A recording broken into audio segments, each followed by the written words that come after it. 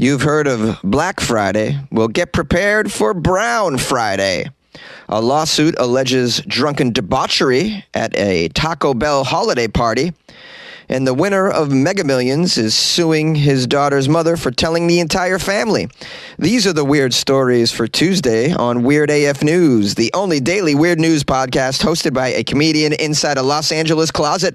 Let's bring it. Forget about Black Friday. Prepare yourself for Brown Friday. One of the nation's largest plumbing repair companies say they expect to be extremely busy the day after Thanksgiving. You know, the day that we refer to as Black Friday. Well, the plumbers apparently call it Brown Friday, and you probably know why. Roto-Rooter. Have you heard of Roto-Rooter? They unclog your toilet and other difficult maintenance-related, plumbing-related tasks. Roto-Rooter experiences a 50% increase in call volume the day after Thanksgiving compared to any other Friday throughout the year. The company claims they also have a 21% uptick in business over any other 4-day weekend period. So Thanksgiving weekend, they're very busy, Roto-Rooter. It's Brown Friday. It's Friday. I'm in love. Brown Friday. I backed up your toilet. The company said Thanksgiving gatherings and meals can overload your toilets, overload the main sewers, ruin kitchen sinks and garbage disposals as well. It's a big messy thing down under with the Thanksgiving gatherers. Everybody's overeating. Everybody's overpooping. Everybody's overpeeing. There's so much food going down garbage disposals. Here's a quote from a Roto-Rooter spokesperson. Imagine being the Roto-Rooter spokesperson. Okay. Just got to make a lot of statements about crapola. Extra guests mean more toilet flushes, showers, dishwasher and laundry loads, and garbage disposal usage. Simply put, Thanksgiving puts a very heavy strain on American plumbing systems, and it keeps our plumbers super busy the next day. The article has some stats about searches related to emergency plumbers. Portland, Oregon has the highest number of searches for emergency plumbers, including clogged up toilets and leaky faucets on Brown Friday, followed by Virginia Beach, Virginia, Raleigh, North Carolina, Indianapolis, and Cracksonville, Florida. Super surprising because I thought people in Cracksonville don't even use the toilet. They just take it to the front lawn. Roto-Rooter has some advice. They have some tips to prevent drain trouble during Thanksgiving weekend, so maybe you guys want to listen up. Here's some tips. Never pour grease, turkey drippings, or cooking oil down drains. If you live in Cracksonville, don't dispose of your leftover crack rocks down the drain either. Now, grease and whatnot solidify in pipes like candle wax, and they choke drains, and that can be very costly. Also, don't put potato peels, poultry skins, bones, rice, or pasta down the garbage disposal. Disposals can handle small quantities of scraps, but most food must go into the trash can, or you can compost that. They also say to make sure the garbage disposal is running when you add food scraps down there. Also, don't flush wet wipes down the toilets, guys. Many of these don't dissolve and may clog drain pipes and sewers. Also, if you're in Cracksonville, don't flush your heroin down the toilet when the police arrive either. That can also cause drain pipe and sewerage backups. Also, you should place your plungers in guest bathrooms to save the guests the embarrassment of asking for one. If you are only in the possession of one plunger, maybe buy a backup. Also, it says here, spread out showers and laundry loads so that the pipes have time to drain. If you're in Cracksonville, don't worry about that, because in Cracksonville, they don't wash their clothes or even take showers. Happy Thanksgiving. A raunchy, alcohol-fueled Taco Bell sex party. A former Los Angeles area Taco Bell employee is currently suing Taco Bell and a particular franchise owner after she claims a Christmas party at the fast food restaurant descended into a drunken mess that included open sex right inside the restaurant. Oh, so that's how they make the hot sauce. Okay. Sex in the Taco Bell. at the Christmas party. Sounds like a good time. A lot of bells got rung that night. Hey, guys? Hey? Hey. Unfortunately, these employees couldn't think outside the bun. Whoa, Jonesy, enough with the puns up top. All right, in the lawsuit, this woman alleges that her supervisor invited her to the Christmas party 2022 at the San Pedro Taco Bell at which she worked. San Pedro is south of Los Angeles along the coast. This woman was encouraged to bring food for a potluck-style buffet, and her contribution was a large bowl of guacamole, which is strange because don't you already have a lot of guacamole in the refrigerator at Taco Bell? Why would you bring that, lady? Bring something that Taco Bell doesn't have. Bring a key lime pie. I mean, it's a holiday party. Why are you bringing guacamole to a Taco Bell Halloween party? That's like bringing tacos to a Taco Bell party. If Pizza Hut had a Christmas party and you brought pizza, you're an idiot. Okay, back to the story. Once the woman arrived, she discovered that her supervisor covered the windows of the restaurant with wrapping paper and also covered the cameras for the lobby in the inside of the restaurant as well. You mean the security cameras were covered? Huh. I mean, well, if you're going to have a debauchery celebration, you got to cover up the cameras and you got to wrap up the windows as well. It's going down in the Taco Bell. Are they hiring, by the way? Asking for a friend. Now, this woman claimed when she arrived to the Christmas party, she witnessed her supervisor providing alcohol to the Taco Bell staff. Yeah, it's a Christmas party. It also says several of these staff members were, quote, overserved. Well, who's judging that? And if you're getting drunk at your holiday party, so what? These are Taco Bell fast food employees, all right?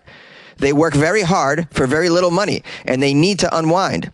And if they're showing up at a Christmas party or any party that their employer's throwing, you better believe they're going to eat and drink as much as they can because they got to make up for crappy wages. I would get bombed as well if they're offering free party favors, a.k.a. drugs. I'm okay, sure. Meet me in the bathroom. All right, it says here around midnight after this woman had stepped outside for a short time, she walked back into the restaurant and saw a coworker, quote, having sex with his wife in front of everybody at the Taco Bell party. Whoa, getting it on at the Taco Bell. Coincidentally, this was the most meat ever served at a Taco Bell location. Oh, man, this is amazing. If this is going to be that kind of party, I'm going to stick my unit in the guacamole. Now, this woman, according to the lawsuit, also claims while this husband and wife were getting it on in front of everyone, the coworker's wife was at the same time kissing her female manager and another female coworker at the same time as well.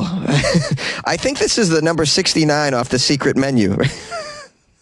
The boozy debauchery combo with guac on the side. How about that? Well, this employee was, quote, shocked, disgusted, and outraged by this behavior. She alleges that she first ran out of the restaurant in shock and then went back inside to retrieve her guacamole bowl. Okay. How bad was it if you went back in for your stupid guacamole bowl?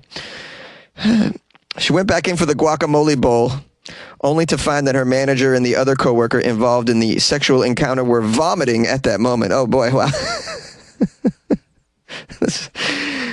This woman has never seen such behavior before. She needed a lot of therapy after this. I'm glad that she got her guacamole bowl out of there, you know, because who knows what they would have done on that guacamole bowl. They would have made sweet love and then flipped it over and vomited in it. According to the court document, one of the individuals threw up in the trash while the other vomited inside her guacamole bowl. I called it. They vomited in her guacamole bowl when she went to go get it. Wow. Oh, you got guac blocked, lady. That's guac blocked. This is an amazing story, man. Now, this woman says she reported the incident to the Taco Bell Human Resources, and the manager and other coworkers involved in the sexual encounter were fired, the complaint states. Oh, man, how are you going to fire these people? How is your slogan, live mas, but you fire people for living mas, you know? This is great. This is a great story. Here's another thing that happened while I was reading this story. An ad popped up, and it was a survey that asked me, have you ever worked in fast food? Nope, but I want to now. Yay! Want to create a podcast? Spotify's platform lets you easily make, record, and distribute a podcast everywhere, even earn money, all in one place for free. It's called Spotify for Podcasters. Record and edit on your phone or computer, send it to Spotify, and everywhere podcasts are heard. They even have video podcasting options. Spotify for Podcasters allows you to earn money with ads and subscriptions too. Best of all, it's free. Try it. Download Spotify for Podcasters or go to spotify.com/podcasters to get started. And good luck with your podcast. Good luck with your life, man. A Mega Millions winner is suing the mother of his child for disclosing his jackpot win. A man who won a staggering $1.3 billion Mega Millions jackpot earlier this year has filed a lawsuit against the mother of his child, accusing her of disclosing his lottery win to all of his family members. The lawsuit was filed in the U.S. District Court in Maine. It alleges that the man's ex-girlfriend breached an agreement they had to keep the win confidential, and as a result, he suffered emotional distress and harassment from his family members. The unidentified Maine resident won the Mega Millions lottery jackpot in January. The winner received $723 million as a one-time lump sum payment. After taxes, the amount was just over $400 million.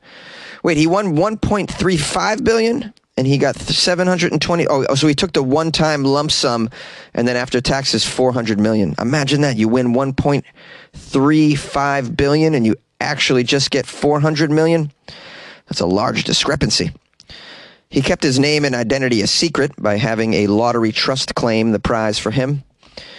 And last week, John Doe filed this lawsuit against Sarah Smith, seeking damages for revealing his lottery win and potentially endangering his public identity and his safety. The lawsuit claims that Smith signed an NDA on February 8th, agreeing to keep the winner's jackpot a secret until their daughter turns 18 on June 1st, 2023. In exchange, the winner promised to provide her with support and ongoing security resources. The NDA was meant to avoid any harm caused by revealing the winner's identity, location, assets, and their daughter's identity to the media or the public as well. According to these documents, if someone breaches this NDA, the jackpot winner has the right to pursue legal and fair compensation without the need to prove actual damages. This could include monetary damages as well as attorney fees and other expenses incurred as a result of the breach of privacy. The woman apparently revealed the winnings to the man's father and stepmother over the phone, and the winner's sister later found out through hearsay as well. As a result of the defendant's unauthorized disclosures, John Doe has suffered irreparable injury, according to his lawyer. The winner's lawsuit asks her to disclose every person she's told and pay a fine of $100,000 for each NDA violation, plus attorney fees and court costs as well. Well, I mean, the good news is this happened in Maine, so she could only probably tell about 15 people. I think only 15 people live in Maine. So you're looking all right, buddy. It's got to be tough stuff winning Mega Millions. You got to then be concerned about your privacy and safety. You got to be a big secret. Many people win a huge jackpot and then have to move completely out of state. But I think it's a small price to pay for $1 billion, wouldn't you say? Call the show, 646-450-2012. Hey, it's Ryan Reynolds, owner and user of Mint Mobile. And I am recording this message on my phone. I'm literally on my Mint phone. Why? Because fancy recording studios cost money. And if we spent money on things like that, we couldn't offer you screaming deals. Like if you sign up now for 3 months, you get 3 months free on every one of your plans, even unlimited. Visit mintmobile.com/switch. Limited time new customer offer. Activate within 45 days. Additional taxes, fees, and restrictions apply. Unlimited customers using more than 40 gigabytes per month will experience lower speeds. Video streams at 480p. See mintmobile.com for details. Yay! Hello, my friends and loyal listeners of the Weird AF News podcast. Thanks for joining me. If you're new to the show, please be advised we do weird news 5 days a week. And on Friday, it's only weird news out of Florida. Also, be aware, the host is a comedian that tries to make these stories humorous. And it only works half the time. So if you're looking for highbrow humor, Weird AF News is not for you. I want to give a shout out to Josh G from Vegas. Josh G has been a longtime fan and listener and supporter of Weird AF News. Josh bought me coffees off my website, weirdafnews.com, and wrote, "Happy Thanksgiving, Jonesy. continuing to be so proud of you and being amongst your following. Also, a reminder that some of us may be a bit occupied, unable to do or say much as before, but in the wise words of Morpheus, we are still here. Stay safe and cool. As always, your friend and bro, Josh G from Las Vegas. Shout out to Josh G in Vegas. One of these times we're going to hang out, Josh G. I make it to Vegas a few times a year. So that's very helpful. That was so sweet of Josh to get me some coffees for Thanksgiving. You guys can do that by going to weirdafnews.com and click on the Buy Jonesy a Coffee. You can join the Patreon as well. That's on there. Or go to patreon.com/weirdafnews. Or you can download the Patreon app on your smartphone and do a search for Weird AF News. I got some reviews on Amazon. Let's read them. This is from A Wolf, 5 stars. No one likes a whiner, Larry.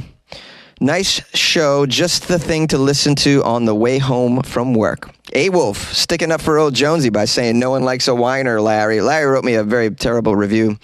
It was very personal about my personality. About a week ago. Unfortunately, since then, I've gotten 2 other 1-star reviews on Amazon. Let me read these. We got one from R. Mark who says, disrespectful host, 1 star. Too many times the Weird AF News host has mocked other cultures, even making fun of their languages, and call this humor. The host's stories about non-American events borders on racist. Oh, poor Mark. Mark clearly isn't paying attention because I actually mock my own culture and make fun of my own culture way more than other languages and other cultures. If you're on this show, you deserve to be made fun of. First of all, that's sort of the premise of it. And and like I said, I mock my own culture way more than other cultures. I'm so far from a racist. I'm equally mocking everyone. I also got a 1-star review from an anonymous. They just wrote Amazon customer. They couldn't disclose their identity. Perhaps they're a Mega Millions lottery winner. Who knows? Amazon customer says, explicit content playing randomly? Explicit? Okay. This started playing randomly and was talking about sex with my little kids in the room. I didn't ask for this idiotic tabloid station, and now my children heard disgusting smut without adult consent. Unacceptable. Then I stopped the station, but it keeps automatically playing. Do better, Amazon. Do better. Why don't you complain to Amazon instead of writing a review on the show? The show has nothing to do with Amazon playing it randomly on your device, individual. This is crazy. It's like if Pulp Fiction just automatically started playing on your Netflix account and you saw like there was a shooting in front of your children and then you complained to Pulp Fiction and Quentin Tarantino. What a dummy. Man, there's so many dummies out there and a lot of them write reviews of my show. Isn't that horrible? Lucky me. I get the idiots. You're not going to believe this, man. Look at my Amazon customer reviews. 34% of them are 1-star reviews. That's almost half. Well, it's about a third. It's unbelievable. Most of these people, I didn't even ask to listen to the damn thing. In fact, no, let me rephrase that. All of them, 100% of them, I didn't ask to listen to my damn show. It's ridiculous. The whole reviewing process is just out of control. It's out of control. You should have to earn a review by at least listening to 3 or more episodes. Apparently, no. Anybody can hear a sentence and then just write about it. It's unbelievable. And then people that should be complaining to Amazon are complaining to my show directly. Anonymously, too. You're allowed to do this anonymously? Really? What a great system you have for reviews, Amazon. Keep it up. Keep it up. It's going to be the end of me. I'm going to get canceled out of the closet, guys. Oh, no. Terrible. Anyways, you guys should write positive reviews on Amazon for me to just offset this nonsense. That would be very helpful. I'd appreciate it. How about you do that for the holidays? That doesn't even cost you anything. Write me a good review on Amazon, please. That would be helpful. Anyways, I'm going to publish some phone calls after this.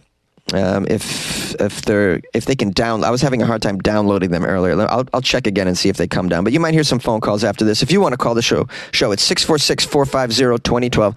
And of course, you can email me, funnyjones@gmail.com. Any sort of weird, funny Thanksgiving stories would be extremely helpful and appropriate and timely. I love you and good luck with your life, man.